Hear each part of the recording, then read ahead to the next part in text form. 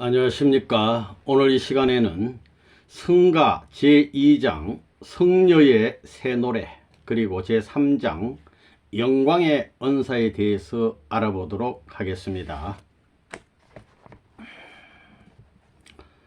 먼저 이 소중한 두 성가가 나오게 된 배경에 대해서 알아보도록 하겠습니다. 참 아버님께서는 승리자의 새 노래를 지으신 이후에도 온갖 정성을 다하여 기독교 복귀에 전력 투구해 오셨습니다. 식사는 언제나 3분의 1쯤 하시고 금식을 거듭하시고 밤을 새워 새벽 2시까지 말씀을 주시고 또 잠자리에 드시면은 5시면 기상하시고 좁은 방에서 더위를 견디시고 또 추울 때는 찬방에서 주무시고 이런 정성을 투입해 오셨습니다. 때론 모란봉과 대보산에 올라가셔서 기도 정성을 들이셨습니다. 평양 도성을 내려다보시면서 눈물의 기도를 드리셨다고 생각이 됩니다. 마치 2000년 전 예수님께서 예루살렘 성에 가까이 오셔서 성을 보고 우시던 것이 연상됩니다. 아무리 말씀을 전해도 믿지 않고 듣지 않는 백성들, 그리고 그 백성들의 장래에 대해서 염려하시면서 예수님께서 우셨는데 아버님도 정성을 들이시면서 많이 우셨다고 생각이 됩니다. 차상순 목사님, 이분을 평양 보내셔가지고 평양 시내 모든 교육자들에게 서신도 전하고 때로는 말씀도 다 전하게 했습니다. 우리 차상순 목사님은 당시 어려운 그 교회를 뒷바라지 하시는데 고생 많이 하신 분입니다. 그렇게 했지만 중견 신도가 빠져나감에 위기를 느낀 기성교회 지도자들의 질시와 공산당국의 종교 말살 정책이 이합해 가지고 우리 참 아버님을 이단으로 규정하고 박해했습니다. 아버님께서는 사람들로부터 욕을 먹는 것은 뭐 보통이고 구타당하는 일까지 있었습니다. 가정을 파괴하는 엄난 집단이다. 이거 반대로 소문낸 거예요.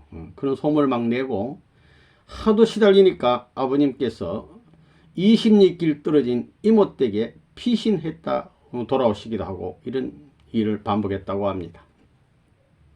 이런 차제에 1948년 2월 15일 음력 1월 6일 되겠습니다. 이 주일날인데 참 아버님 탄신 28주년을 맞이했습니다. 간단히 5, 6명의 식구들이 모여서 기념했는데 당시 옥세연 여사님께서 우리 선모님 그날 밤에 철야 기도 중에 양치는 목자 3명이 선생님, 당신은 아버님을 선생님이라고 불렀어요. 선생님께 경배를 딱 드리고 와서 나가자, 목자가 나가자 하늘에서 별이 3개가 선생님 앞에 떨어졌다라고 보고했습니다. 간증한 바 있습니다. 그래서 그 어려운 시절에 믿음이 더 확고해졌다고 합니다. 환상일 수도 있고 생일을 기념하고 탄신을 기념하고 일주일이 지났습니다. 똑같은 일요일인데 주일인데 1948년 2월 22일입니다. 오전 10시 기독교 지도자들 83명이 공동명의로 투수를 했습니다. 모함한 투수를 해가지고 이남에서 올라온 이승만의 스파이다 말이죠. 그리고 돈 많은 부녀자들을 재산을 갈취하는 그런 못된 사람이다. 또 사회 질서를 물렁케 하는 사람이다. 이래가지고 경찰들이 들이닥쳐가지고 참 아버님을 평양 내무소로 구금해 갔습니다. 강제 인행하는 거예요. 가면 이놈들은 또 사람을 고문하는 거죠. 이날 경찰이 들어닥쳐 가지고 집회소를 온통 막 뒤지고 난리를 법석을 떨고 참 아버님과 김원필 선생님 그리고 여자 식구 2명을 먼저 끌고 갔다고 그랬습니다. 다음 날에는 옥세인 여사님도 손에 밧줄을 묶어 가지고 뭐 큰 죄인인 양 끌고 갔다고 합니다. 당시 식구가 한 30여 명쯤 있었는데 일부 뭐 도망치기도 하고 하여튼 여자 식구 한 20여 명이 연행이 됐답니다. 그 집 주인 김종화 아주머니도 연행됐습니다. 김원필 선생님은 3, 4일 만에 3일 만에 석방이 되시고 당시 학교 선생님이었는데 이 사건으로 말미암아 학교에서 또 퇴직당하시고 여자들도 2일 만에 나오게 됐답니다. 그런데 옥세연 우리 선모님 여사님은 9일 만에 석방이 됐습니다. 가둬놓고 자꾸 신문을 하면서 꼬투리 잡으려고 왜 문 선생 따르느냐, 뭘 어떻게 해왔냐, 뭘 믿냐, 하여간 이렇게 자꾸 질문을 해서 선모님께서는 옥중에서 3일 금식을 하면서 묵비권으로 맞섰다고 했습니다. 네. 아버님 닮은 따님이십니다. 참 아버님께서는 수갑찬 손을 보면서 하나님이 나를 사랑하신다는 딱지를 붙이는 것이다 라고 생각을 하면서 당당히 끌려 들어갔다고 합니다. 이제 연행이 되시고 3일이 지났습니다. 2월 25일입니다. 아버님께서는 삭발당했어요. 머리를 빡빡 깎았단 말입니다. 이건 완전 죄인 취급하는 거죠. 그리고 나서는 피투성이가 되도록 또 얻어맞으신 거예요. 몇 번이고 의식을 잃으면서 또 때리고 좀 때리고. 이때 아버님께서는 오히려 하나님께 하나님 아버지 걱정 마소서, 아직 안 죽었습니다. 당신에게 약속한 절개와 책임해야 할 사명이 아직까지 내게 있으니 동정받을 때가 아닙니다 라고 이런 기도를 올렸다고 합니다. 하나님 아버지께서 염려하실까봐 그런 기도를 올리신 거예요.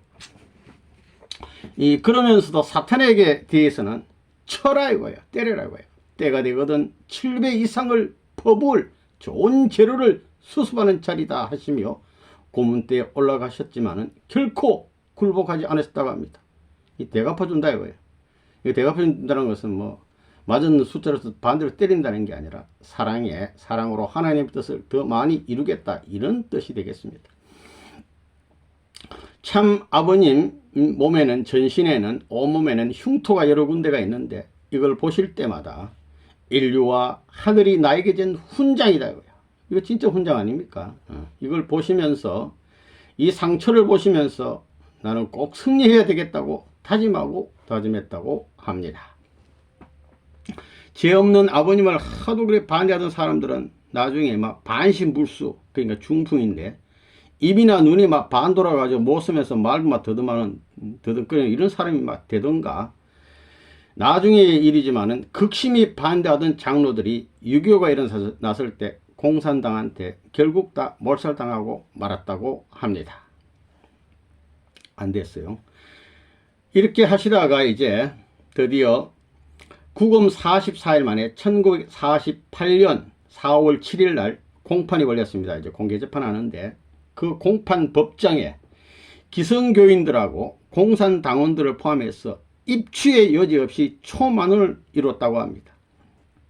당시 이 사건은 신문에도 보도가 되어 가지고 문제가 됐는데 그 법정에서 기성교회 목사 장로들이 뭐라고 그러냐면 아버님에 대해서 하늘에서 내려왔다면서 왜 머리에는 면류관을 쓰고 있지 않느냐, 이러면서 막 저런 것은 돌멩이로 때려 죽여야 한다고 막 고함을 치고 이랬다고 합니다.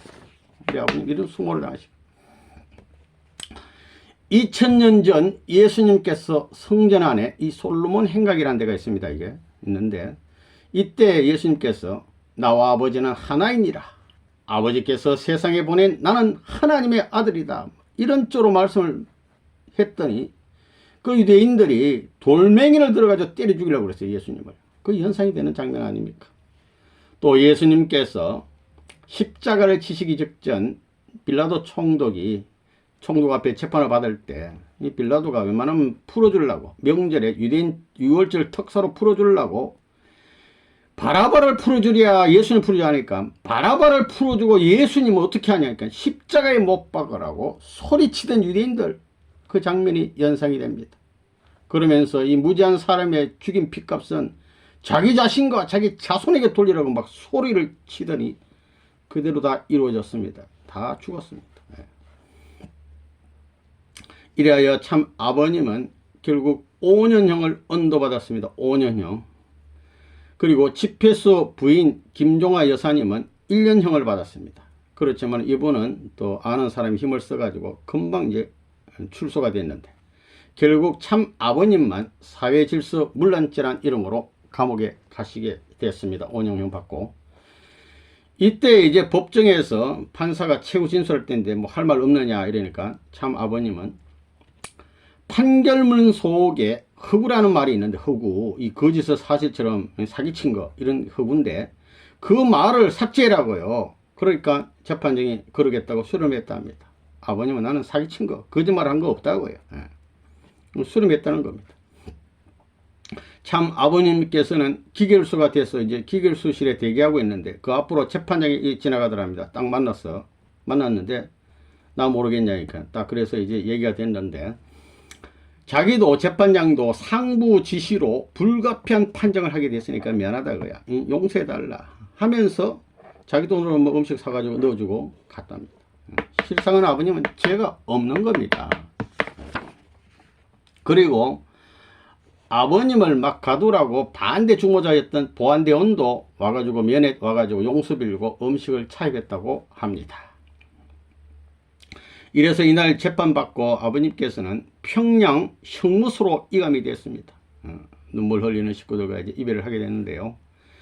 이때에 이 감옥에서 김원덕이라는 사람을 만나게 됩니다. 이분은 평양까지 가서 아버님의 평양 흥남 감옥의 제자인데 기록이 양쪽으로 있어서 저는 이렇게 생각합니다. 평양 형무소에서 옥센 원모님의 간증을 보면 평양 형무소에서 만난 사람으로 되어 있어요. 그래서 이분은 어떤 분이냐면은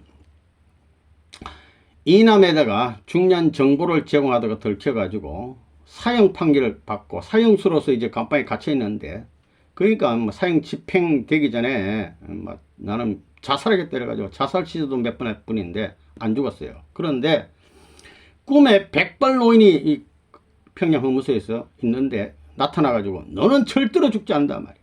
이남에서 평양으로 올라온 청년을 맞이할 준비를 하라는 이런 몽시를 받는데, 그 이제 또 지나가더니 나중에는 이제 감옥에 갔으니까 아버지가 자식 걱정하다 돌아가시는데 그 돌아가신 아버지가 또 나타났어요. 그 백발 노인이 하던 그 청년 내 보여주마 이래서 꿈속에 자기를 데리고 뭐 궁전 같은 데를 가는데 위로 몇 단계 이렇게 3단계 올라가는데, 그래서 보좌에 그 청년인데 저 계시니까 경배드리라고 해요. 저분을 바라보라는데 빛이 너무 세서 광채 때문에 보좌에 앉아 계신 청년분을 볼 수가 없어요. 그리 꿈을 깼는데 그 감방에 아버님이 들어가신 겁니다. 하늘이 주신 분이. 이렇게 해서 아버님 앞에 말씀을 듣고 3일 후에 제자가 된 분입니다. 이분은 나중에 아버님이 부산 피난 시절에 만나가지고 이 김원덕 씨 집에 15일간 머물기도 하고 그 후에 여러가지 생활도 하고 또 여러가지 일들이 있었습니다. 이렇게 하시다가 1948년 5월 20일 오후 2시경입니다. 이때서 아버님께서는 한 달포반 43일쯤 평양 형무소 계시다가 흥남 감옥으로 이감됐습니다. 흥남 감옥, 옥중의 옥.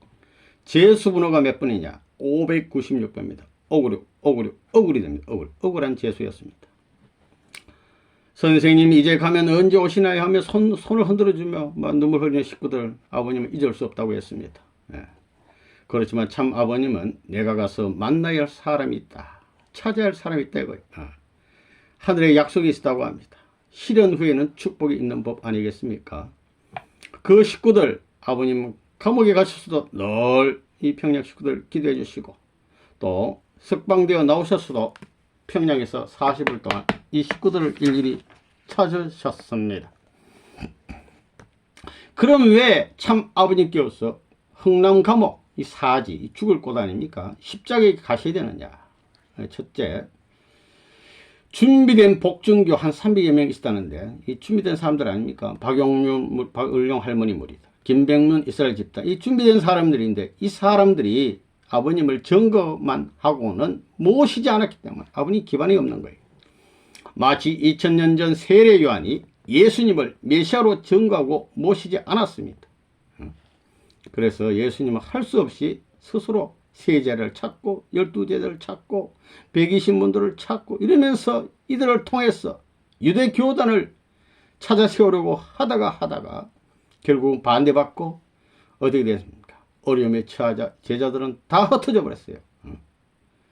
다 흩어지고 말았습니다. 결국 예수님이 십자가를 지시게 될 때는 갈보리에서 어떻게 됐느냐? 골고다에서 남자로는 제자 요한 사랑하는 제자 한 사람 딱 남고 막달라 마리아 그 십자가 밑에서 그 다음에 성모 마리아 예수님의 이모 또 그리고 글로바 마리아 등등 여인들이 주로 여인들이 눈물로 지켜봤습니다. 다 도망가고 없어요. 백신분도 어디 가고 없어. 정가하는 오른편 강도와 더불어서 예수님이 너는 나와 함께 나군에 오늘 이르리라 하시면서 돌아가시게 됐단 말입니다. 그렇지만은 하나님 역사로 영적 부활하셔서 다시 제자들을 수습하시고 구원 승리 역사를 펼쳐 오신 것처럼 우리 참 아버님도 준비된 자들이 증거하고 축복하고는 이 모시고 따라야 되는데 따르지 않으니까 새로이 제자를 찾고 그 기반 위에 기독교 복귀를 위해서 전력 투고했으나 사탄의 시련과 핍박에 다 흩어지고 이 김어필 선생의 남자 한 분 딱 남고 옥세연, 정다록, 지성도 등등의 이런 참 여인들만 남아가지고 눈물 속에 우리 아버님은 흥남 감옥에 사형수와 함께 가시게 된 겁니다. 사형수와 함께 수갑차고 십자가에 사형수와 더불어 같이 가듯이 십자가에서 잃어버린 제자 예수님 때 십자가에서 흥남 감옥에서 찾아와야 한다는 탕감복귀 원리의사라고 합니다. 또 다른 각도에서 한번 생각해 보면 당시 만약에 아버님께서 흥남으로 안 가시고 평양 뭐 감옥에 있던 그 나오시던 간에 평양에 계시면 어떻게 되냐. 이 지긋지긋한 기독교 반대하는 사람들 이단으로 정죄해 놓고 단순히 이단 정죄가 아닙니다. 아까 이제 돌로 때려 죽여야 된다고 했잖아요. 사람 죽이는 겁니다. 사람들. 끝까지 따르는 사람 죽여요. 그 다음에 공산당들도 종교는 앞편이라 이래가지고 어차피 이놈들도 공산당들도 아버님 죽여놔서 다 죽이는 거예요. 그러니까 거기 있어가지고는 죽을 수밖에 없는 위험한 이 처지라 말입니다. 그래서 그들의 영향권을 벗어나는 것은 저 멀리 흥남 감옥으로 가는 수밖에 없어요. 그게 사는 게 사지가 이 생지가 되는 것입니다. 사탄이는 이제 흥남 감옥에 아버님이 가니까 길어야 이거는 3년 그 가면 다 죽는 거예요. 3년 아버님은 5년 언도 받았으니까 보통 1년은 안에 병들어가 다 죽어버리는데 아버님 5년 받았으니까 100% 죽었다고요. 사탄은 좋아했겠죠. 이제 메시아 참 아버님을 죽일 수 있게 됐다고 사탄이는 좋아했겠지만 99.9% 이제 죽었다고 생각했지만 하나님은 0.001%의 희망을 갖고 안타깝고 심각한 마음으로 참 아버님을 바라보았다는 것입니다. 과연 이거 살아올 수 있을까? 만일에 참 아버님께서 사탄이 참수할 수 없는 참사랑의 삶으로 12제자를 찾고 승리적 조건을 세운다면 하나님은 반드시 부활의 역사를 일으키시어 그 사지에서 반드시 아버님을 구출하시어 참아버님을 구출하시어 새로운 차원에서 섭리를 진행할 수 있는 것이 원리적 관 아니겠습니까? 결론적인 얘기지만 아버님은 그 흥남 2년 감옥 2년 5개월 후에 생활에서 사탄이 공인하는 모범 노동자상을 매해 받으셨고 그 힘든 생활에서 수십 명의 제자들 전체를 감동시켰기 때문에 승리하신 겁니다. 그렇지만 지금 출발하는 지금 입장에서는 흥남으로 이제 가는 판인데 얼마나 억울하고 분한 길이겠습니까?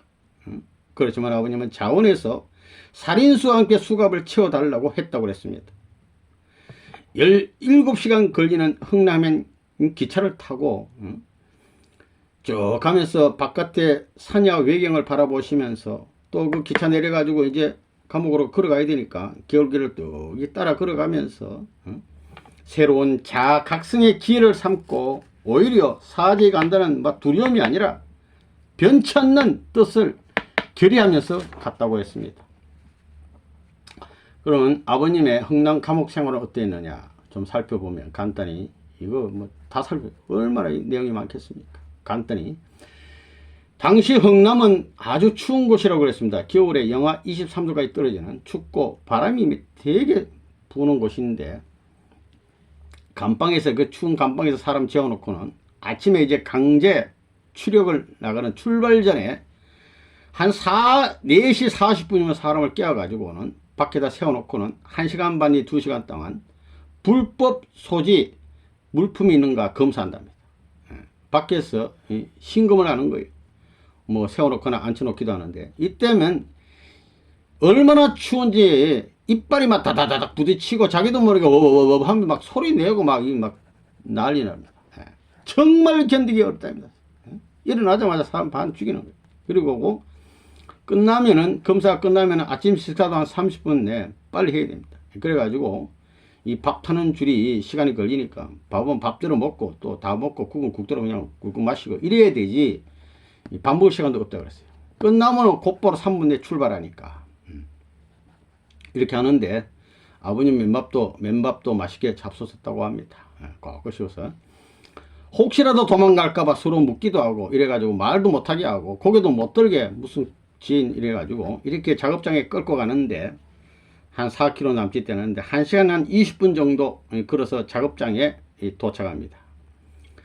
걸어갈 때 힘이 없어서 헛다리를 짚어가며 가고 도착하면 머리가 빙빙 돈다고 아버님 이렇게 말씀했어요. 머리가 빙빙 돈다. 두 사람이 손잡고 사이를 종대로 고개 숙인 채 이동했다고 했습니다. 바깥에 살피지도 못해요. 그리고 이제 도착해가지고 이제 앉았다가 작업 시작하려고 일어서면은 힘이 없어서 못 일어서가지고 옆 사람 어깨를 짚어야 일어설 정도. 그러니까 이 일을 하는데 제 힘으로 한 게 아니고 악을 쓰고 하는 겁니다. 제 힘으로 하는 게 아니라고 했습니다. 그래가지고 9시에 일을 시작하면 오후 5시까지 일을 끝내야 되는데 못하면 연장. 연장해도 못하면 그날 밥 절반밖에 안 준답니다. 그러니까 막 악을 쓰고 해야 되는 거예요. 참 아버님 감방이 한 4, 5평 되는데요. 한 30여 명, 32명까지 이렇게 있었다고 하는데 아버님은 그 감방 내 제일 끝에 구석진 곳에 제일 더럽고 똥통 옆에 냄새 나는데 변기 옆자리에 늘 계셨다고 합니다. 입구 쪽에 좋은 자리는 사람이 하도 타놓고 다녀서 하늘의 귀한 몸을 걸을 수 없다. 이렇게 해서 아버님은 이 변기 옆자리를 잡았답니다. 참 아버님은 차입에서 손바지 저고리 같은 거 이런 거 입으면 따뜻한데 이런 거 안 입으시고 넣어주면은 불쌍한 자 이런 사람도 다 나눠줬답니다. 그리고는 홀로 여기다 막 두둑두둑 집어가지고 이런 거 입고 일하면서 면회 때 만약에 새 옷이나 새 고무신이 들어오면은 면회 안 오는 사람, 아픈 사람, 허분 사람, 외로운 사람 이런 사람은 전부 다 갖다 입히고 또 때로는 계시 받아가지고 아버님 앞에 음식을 또 갖다 준 자는 있어요. 조상들이 막 나타나서 오구려 갖다 주라 이래가지고 저분 잘 모시래 해가지고 그런 사람 또 나눠주고 때로는 이제 짧게 형계를 마치고 나가는 사람 이 거지 옷 입고 나가면 안 되잖아요. 이런 사람은 깨끗하게 옷 입고 나가라고 아버님 이렇게 했습니다. 아버님과 같이 감방에서 감옥생활 때 김인호라는 사람이 감옥의 성자라는 그 책을 서울로 오는 길을 책에 보면 아버님을 감방 안에 감옥의 성자라고 그랬어요. 감옥에서 그 참부모의 도리를 다한 것입니다. 그리고 나서는 이 일은 제일 힘든 일 이게 뭐냐면요. 비료 포대 그거 옮기는 건데 그 무거운 거 제일 힘든답니다. 아무도 잘 안 하려고 그래요. 그걸 아버님 주로 계속했습니다. 참 아버님 2년 5개월 동안 평양 허무스에서 고문받고 한 거면 총 2년 8개월인데 3년 내에 다 죽는 이런 자리에서 2년 5일간 하신 겁니다. 아버님도 최선을 다한 거예요. 황산 암모늄 비료 공장인데 이 굳은 비료가 마당에 20m 높이로 이렇게 쌓여 있는데 그걸 꽃게를 찍어갖고 부셔가지고 이제 담는데 10명이 일개조로 한 가마니에 40kg 1인당 140, 130 10명 총 1300가마니를 담아가지고 정해진 장소에 딱 옮겨놔야 돼요. 그게 하는 일입니다. 8시간 내에 하는데 일반 사회 노동자들이 하루 보통 7가마니 한답니다. 식사 제대로 먹고 그러니까 일하다 죽으라 이거예요. 그러면 이제 그 비료 포대가 어디로 가느냐. 바다에는 소련배가 정착돼 딱 대기하고 있는데 그 이제 이 비료 포대를 모아놓으면 거기서부터 도로꼬가 이렇게 연결돼 가지고 바다로 이게 운반해 가지고 그거는 또 다른 사람이 심는답니다. 바다에 배에 실어 소련을 갖다 주고 6.25 일으키려고 무기를 바꿔오는 거예요. 이때. 공장 환경은 암모니아 가스가 가득 차 있어 가지고 6개월만 일하면 폐가 망가져 기침 나오고 가래가 나옵니다. 폐병 걸려 막 폐에서 각질 피를 토하는 이런 처참한 자리입니다. 병들어 죽든지 지쳐 죽든지 죽으라 이거예요. 일하다 죽으라는 겁니다. 그래서 일하지 않는 자는 먹지도 말라. 이게 공산당식인데 소련의 못된 거 이거 김일성이가 배워가지고 이거 김일성이가 지시해가지고 감방에서도 일 안 하는 사람 못 먹게 하는 겁니다. 아픈 사람 치료해 준 게 아니라 그냥 죽여버리는 거예요. 그러니까 책임량을 못하면 배급량이 2분의 1로 줄고 만약에 정 아파서 못 나간 사람은 공짜 밥이 없다 이래가지고 새끼 꼬는데 이런 데 들고 와서 또 하루 종일 일 시키고 요 사람들은 안 그래도 밥이 적은데 3분의 1 딱 준답니다. 그러니까 막 아파도 막 억지로라도 나간다는 거죠. 이런 참 처참한 생지옥입니다. 그럼 밥은 어떤 밥이냐? 이 잡곡밥을 주는데 옥수수나 킬이나 콩, 조, 보리, 콩깨 뭐 등등 이런 거 한꺼번에 다 섞는 게 아니고 가끔 이리 막 섞어가지고 몇 가지 섞어가지고 이래 나오고 국이라는 건 딱 한 가지 시래기 소금국인데 바닥에 모래가 막 이렇게 기어다녀. 이런 걸 준단 말입니다. 밥 양이 얼마냐? 작은 공기 1.7이라고 그랬는데 큰 숟가락으로 막 퍽퍽 한 3번 뜨면 다 뜬답니다. 그러니까 이걸 먹고 중노동 시키는 겁니다. 그래서 아버님 말씀 보면 이것은 냉혹의 한계선을 넘어선 것이다. 무자비에도 이 한계가 있는데 무자비의 한계를 넘어선 것이 이게 흥랑감옥이다.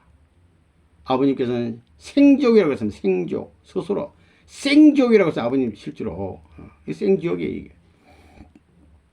그래서 아버님께서는 처음 보름 동안은 밥을 절반은 동료에게 나눠준 후에 그 후에 다 잡수셨다고 합니다. 그러니까 반이 정량인데 하나님의 은혜로 난 2배를 받았다. 이렇게 생각하면서 감사한 마음으로 먹고 이랬답니다. 밥이 기염을 느끼는 곳이라고 그랬습니다. 어떤 사람은 식사 중에 돌 씹어가지고 툭 뱉어버리면은 그 뭐 밥풀이 많이 붙었겠어요. 그 돌을 걸러내고 땅바닥에 묻은 물 같은 거 막 핫터먹고 막 이런답니다. 그리고 밥을 먹다가 얼마나 지쳤는지 죽는 사람이 있으면 생기지를 못한 밥이 입속에 있을 거 아닙니까? 그럼 손가락을 집어넣어가지고 막 뜯어먹는다. 눈 뜨고 볼 수 없는 이런 일. 콩 한 알이 바깥에 나가면 항소 10마리보다 낮게 느껴지고 미숫가루 한 그릇 주면 바깥 땅 한 평하고 바꾸는 그런 처참한 현장이었답니다. 그래서 면회자가 있어가지고 미숫가루를 이렇게 받아가지고 나눠주는 날이 잔칫날이라고 했습니다. 아버님께서는 항상 면회 와서 미숫가루를 나눠주면은 아버님 혼자 안 드시고 감방에 30여명 똑같이 나누어 드셨다고 합니다. 한 번은 참 아버님께서 학질 이거 걸렸는데 한 달간에 한 24일간 고통 속에서 앓으면서 약도 안 먹고 약이 어디 있어 이거 정신력으로 버텼다고 합니다.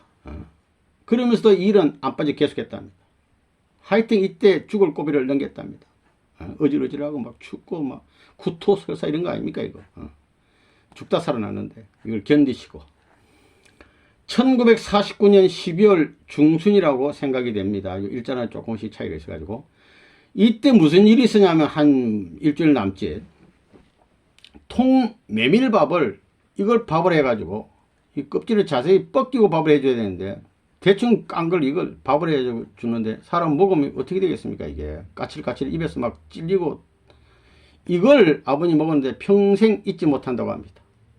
이거 통 메밀밥 이거 그냥 생겼다가는 살이 처음에 부었답니다. 그래가지고 아버님 이거 안 되겠다. 그래서 3배로 천천히 식사하면서 껍질 하나하나 해가지고 껍질을 뱉어버리고 알맹이만 이렇게 먹는 식사를 해가지고 했는데 그냥 먹으면 위가 아프고 얼굴이 몸이 붓고 이랬답니다. 죽으라 이거지 이놈들. 아버님 이걸 견디시고 다행히 1년에 한 2번 1월 1일 5월 1일 딱 되면은 사과를 하나씩 딱 준답니다. 뭐 썩었던 뭐 기스났던 하여튼 주는 대로 받아 먹어야 되는데 사람들은 주는 대로 막 먹기 바쁜데 아버님께서는 색깔을 딱 보고 향기도 맡아보고 맛을 의미해서 이렇게 잡수셨다 그래요. 때론 저 멀리서 사과밭에서 사과 향기가 풍겨오면 그 향기를 사과처럼 여기고 꿀꺽 삼키면 진짜 사과 먹는 것 같았다고 그랬습니다. 막 힘이 나는 거죠. 이 냄새로 먹는 법을 아버님 연구하신 것 같습니다. 그래가지고 항상 체중이 아버님은 72kg 유지했다고 합니다.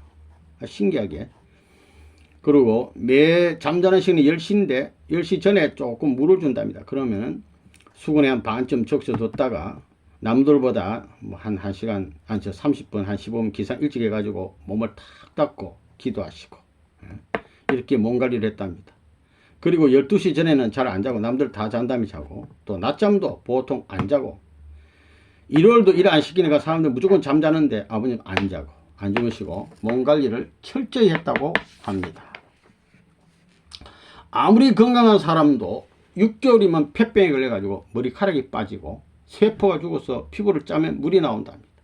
또 일하다 보면 막 살이 갈라져가지고 뼈가 보이고 얼마나 아프겠어요.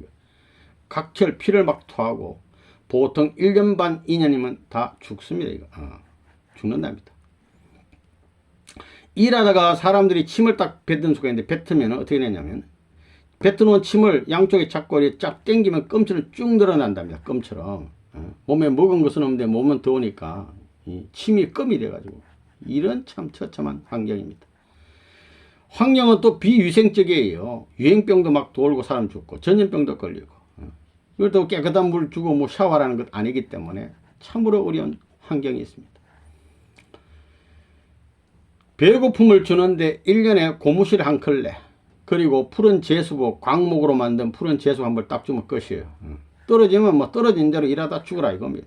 그러니까 면에 와서 물품을 차입하지 않으면 살 수가 없는 환경입니다. 살 수 없어요. 그거 가지고는 살 수가 없잖아요. 이거. 그래서 1년에 40%는 죽어나간답니다. 만약에 1000명이 그 재수가 있다 그러면 400명은 죽는답니다. 매년. 그러니까 매일 한두 명씩 계속 죽는 거예요. 매일 오늘 저 사람 죽었구나. 이런 곳에서 아버님은 모범 노동자상을 매해 받았답니다.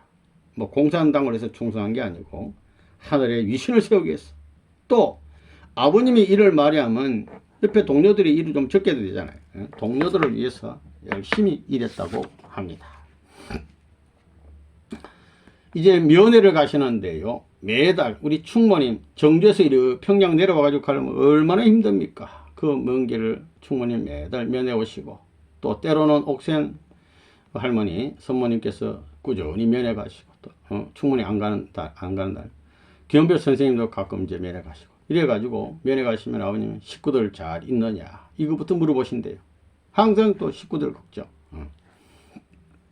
미숫가루, 찹쌀가루, 뭐 과일, 하여튼 여러 가지로 이 신발 같은 걸 준비해서 가면 아버님은 본인이 먹고 입지도 않으면서 뭐 조금 나눠 먹으면서도 입지도 않으면서 더 많이 가져오라 더 많이 가져온다. 그 왜 그러냐 했더니 나중에 알고 봤더니 감방에 있는 불쌍한 제수들을 위해서 아버님 더 많이 가져오라고 그렇게 했답니다. 감방에서는 맛이 없는 음식이 없다 그럽니다. 생콩 먹으면 이거 비려서 못 먹는데 이것도 생콩 입에 넣어가 불가 먹으면 맛있고 고소하고 간유 이것도 물에 타먹으면 아주 맛있게 먹는답니다. 몸에 기름기가 없으니까. 일하는 사람들 어떤 팬티도 없는 사람도 있고 막 찌는 거 입고 다니면 아버님이 바늘을 어떻게 하여튼 또 만들어 가지고 어디 천 쪼가리 주워가지고 찢어가지고 또 팬티도 없는 사람 만들어 주고 또 죽어가는 사람들이 있답니다. 그러면 이 절망하면 죽으니까 마음가짐 몸가짐 하는 법 가르쳐 줘가지고 죽어가는 사람들을 막 여러 명 살려줬답니다. 그러니까 고마워서 또 이 사람들 또 제자가 되기도 하고. 이런 자리에서 참 아버님은 말없이 심정과 인격, 위하는 삶을 통하여 12명, 24명, 수십 명의 제자를 찾아 세웠다고 합니다. 영계 조상들이 나타나가지고 596 선생 음식 갖다 주라고야. 저 청년을 모셔야 된다. 막 이러니까 이 제자가 된 거예요. 감옥 생활은 말과 행동을 자유롭게 할 수 없는 곳입니다. 공산당 스파이가 늘 있답니다. 그래서 항상 배고프고 죽은 사람 입안에 아까도 했지만 밥알을 빼먹는 그런 곳 아닙니까? 어디 일하다가 생쥐 한 마리 잡게 되면 그 자리에서 껍질 삐가지고 막 씹어먹는 막 이런 처참한 생지옥인데 인정사정 없는 이런 곳인데 아버님이 제자를 찾으신 거예요. 말없이. 영화 박비원에 보면 감옥 안에서 바퀴벌레 잡아먹는 있잖아요. 그런 식이다 말입니다. 이런 곳에서 전도해서 생명을 가치할 수 있는 제자 만드는 거 얼마나 어렵겠습니까? 더 나아가 자기 부모나 처자보다도 아버님을 더 사랑하고 존경하게 만든다는 거. 이것은 하늘에 대한 절대적인 믿음과 사랑과 마음과 헌신적인 삶과 인격에 그들이 감동했기 때문입니다. 영계 자기 그 사람들 조상들이 감동한 거예요. 막 도와준 겁니다. 이렇게 해서 이게 참 아버님의 승리 아니겠습니까? 드디어 1950년 10월 14일 메가더 장군의 지휘하에 유엔군이 상륙하고 B-29 폭격이 막 그 감방 막 주변으로 막 떨어지는데 이게 하나님의 역사입니다. 하나님의 역사. 하나님의 역사. 이 나라를 하나님 얼마나 기다렸겠습니까? 해방날. 간수들은 막 사탄들은 다 도망가고 이런 입장인데 아버님은 새벽 2시에 참 아버님 중심 삼고 직경 12m 이내에 하늘이 지켜준다는 약속이 있었다 합니다. 그래 아버님 주변에 가까이 오라. 옆에 온 사람은 폭탄에 아무로 떨어져도 안 죽어. 하나도 안 다쳐. 다 살아났어. 이 순간은 하나님께서는 어떻게 했습니까? 내 사랑하는 아들아 살아왔구나. 어떻게 그 힘든 날들을 극복해 왔느냐. 아마 감격의 순간이었다고 생각이 됩니다. 옥중 제자 많이 있지만 대표로 12명 보면 이 박정화라는 사람, 이 사람 총반장, 김원덕, 그 다음에 김진수 목사, 문정민이란 사람, 김남선 조장, 주창욱 반장, 정춘식 반장, 박명환 반장, 김연옥 반장, 김성태 반장, 김영식 반장, 조성열 반장이 있습니다. 이 12사람, 이런 사람들은 아버님의 명령에 우리 목숨 걸고 탈출하자 뭐 주저없이 함께할 이런 사람들이었다고 합니다. 이 조장이라는 것은 신명의 일개 조장이니까 10명, 조장이면 밑에 9사람, 그러니까 그 조장까지 10명. 조장이 10명 모이면 이게 한 반이 되는 겁니다. 그러니까 반장 밑에는 100사람이 있다 생각되면 되고, 이 반장 15명을 관리하는 사람이 총반장이니까 박정화 씨 밑에는 1500명 있다고 생각하면 되겠습니다. 전체적으로 아버님을 존경했으니까 전체가 제자가 됐다 이렇게 보면 되는 것입니다. 감옥에 나서실 때 참 아버님께서는 입으시던 옷, 그러니까 뭐 와이셔츠나 팬티나 러닝거 이런 거 시커멓게 떼먹고 오줌 빠지도 않고 냄새나고 막 다 떨어진 거 이런 거 이걸 보배처럼 담고, 옥세현 여사님께서 짜준 양말이 있습니다. 머리털을 뽑아가지고 양말을 2컬레를 만들었는데 이거 감방에 신으니까 따뜻하다 그랬었어요. 이거 2컬레인데 때 묻은 거 이제 1컬레는 보따리에 같이 넣고 또 신고 나와야 되니까 한 번은 또 실어야 안 되겠습니까? 신고 나오셨다 그랬어요. 그리고 이제 걸어서 이제 나오는데 또 한 가지 뭐냐면 감옥 안에서 목숨과 같이 그 귀하게 여기는 미숫가루 이거 안 잡숫고 평양 식구들을 주려고 끝까지 들고 이제 내려오시는 거예요. 그래서 평양에 도착하셔서 식구들에게 물에다 기에 떡을 만들어 가지고 식구들에게 일일이 나눠줬다고 합니다. 참 아버님의 고난 승리에 동참하기 위한 뜻이 있다고 합니다. 일심일체. 이제 아버님께서 감옥에 나오는데 사람들 다들 집 찾아가야 안 되겠어요. 그런 입장에서 주창욱이라는 이 제자가 아버님을 따라 나섰다고 합니다. 그리고 이제 딱 가는데 문정빈이라고, 이분은 조금 일찍 이제 출소가 된 분인데 자기 집에서 참 아버님 출소만을 기다리고 있는데 한번 들렸다 가자 이래서 가니까 선생님 기다렸습니다 하고 막 아침 식사하자 이래가지고 밥을 딱 먹고는 야 빨리 가야 된다니까. 이 문정빈이라는 사람은 자기 처자식이 있는데 당신들하고 이제 자식들 키우라고 부인하고 하고는 나는 선생님 따라 나선다 이래서 주창욱 이 반장, 문정빈 씨 참아버님 세 사람이서 이제 평양으로 출발한 겁니다. 그래서 11을 걸어서 평양에 도착하는데 머리도 빡빡 깎고 옷도 제수복이니까 인민군한테 붙잡혀도 총살감이고 국군한테 붙잡혀도 이제 문제가 돼요. 그러니까 사람 못 만나는 산길을 막 헤매면서 그 얼마나 배고프겠습니까? 길거리에 떨어진 막 고구마, 감자, 쑥 이런 거 주워 먹으면서 이 미숫가루 안 먹고 가져와서 나눠준 겁니다. 평양에 도착해서 이제 40일 동안 그 기도하던 옛 식구를 하나하나 한 번 다 찾았었습니다. 이렇게 하다가 이제 박정화 씨도 만나게 됐는데 이때 40일 있는 동안에 한 22일 동안 옥세현 여사님 댁에 아버님 머물게 됐습니다. 이때 이 댁에서 머물 때 그러니까 자유의 몸이 되신 지 22일째 되는 11월 4일 날 1950년 성녀의 새 노래를 지으셨다고 했습니다. 또 이거 짓고 나서 또 영광의 은사도 또 그 집에 있을 때 지었습니다.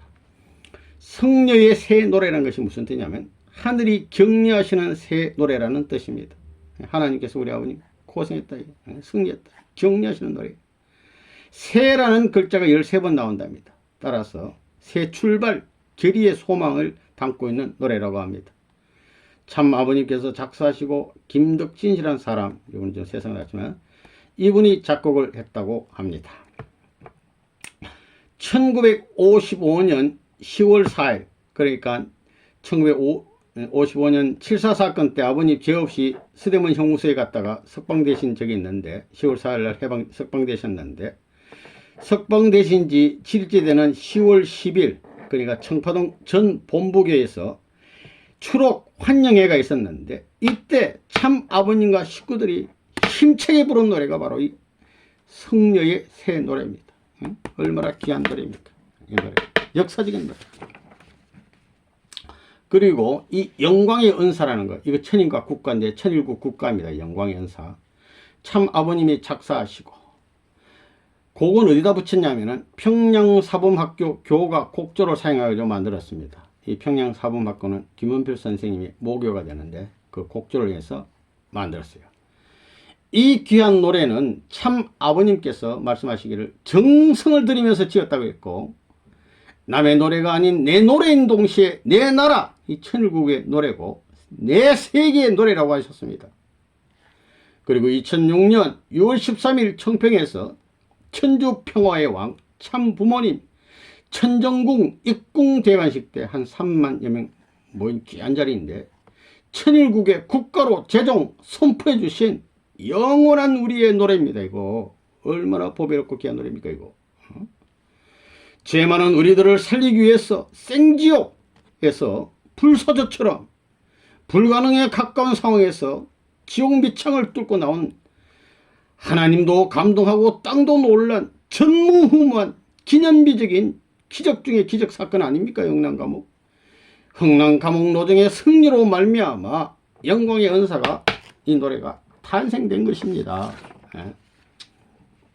길을 가다가도 우리 입구가 나오면 딱 서듯이 천일국 국가인 영광의 은사가 흘러나오면 길 가다가도 마음을 모으고 역사적이요 승리적인 흥남감옥 노정에서의 복지 승리의 승리를 위해 피와 땀과 눈물을 투입하신 참 아버님을 생각하면서 감사하는 마음을 가져야 되겠습니다. 참 아버님 말씀 한번 읽어보면 영광의 은사 할 때에도 영광의 말보다도 고생한 얘기가 먼저 나옵니다.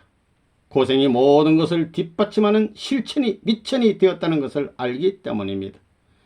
지상세계와 천상세계가 하나 되게 하려니 모시리라는 말을 되풀이했습니다. 그렇게 산 사람은 눈물 없이 대할 수 없습니다. 감옥에서 나와 지은 것입니다. 평양에서. 그 다음에 흥남 감옥에서 나와 평양에서 식구들을 수습할 때 내가 정성을 들이면서 지은 노래가 영광의 은사입니다. 정성을 들이면서 지었어요. 그 노래를 들으면 그때의 상황이 어떻고 아버님의 입장이 어떻다는 것이 잘 그려져 있습니다. 그런 과정을 거쳐봐야 그 노래가 자기 노래가 되는 것입니다. 그렇게 살아야 됩니다. 이 노래 자꾸 부르고 그렇게 살아라고요. 남의 노래가 아닙니다. 내 노래인 동시에 내 가정의 노래이고 내 가정의 노래보다도 내 일족의 노래이고 내 나라의 노래이고 내 세계의 노래라는 것입니다. 그런 과정을 거쳐야 영원한 저 나라에 가서 부모님을 모시고 같이 기쁘고 행복을 누릴 수 있는 해방된 왕자 왕녀가 될 수 있습니다. 여러분이 그런 과정을 거쳐야 됩니다. 이 아버님은 내 노래고 내 세계 노래였습니다. 이 귀한 노래 영광의 은사 천일국 국가.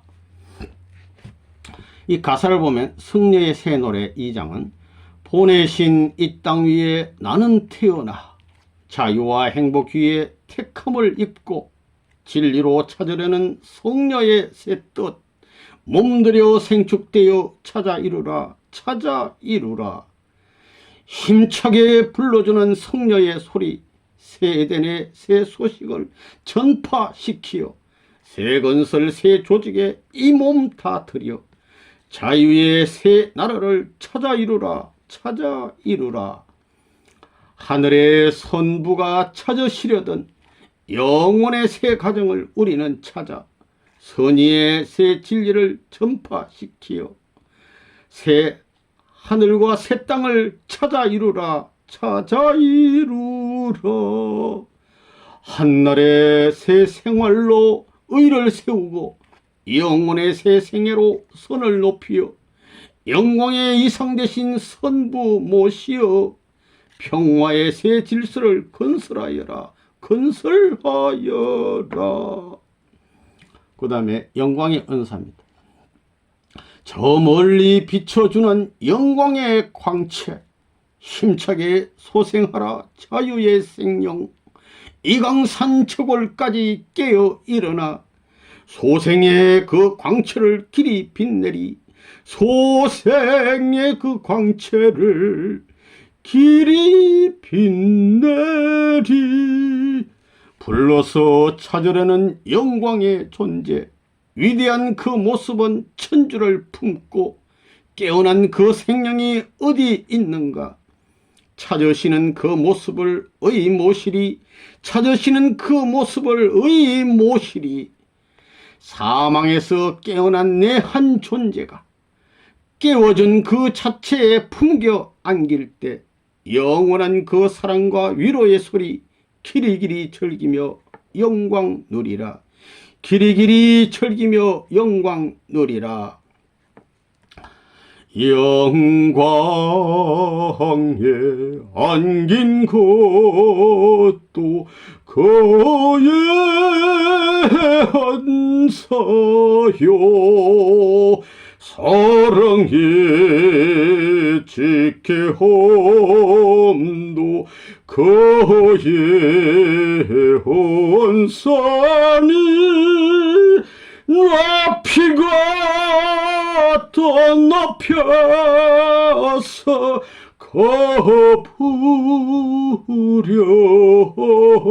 거부려노.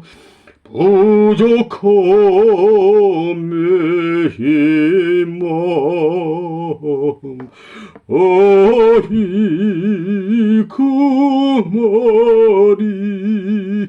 부족함의 힘 아이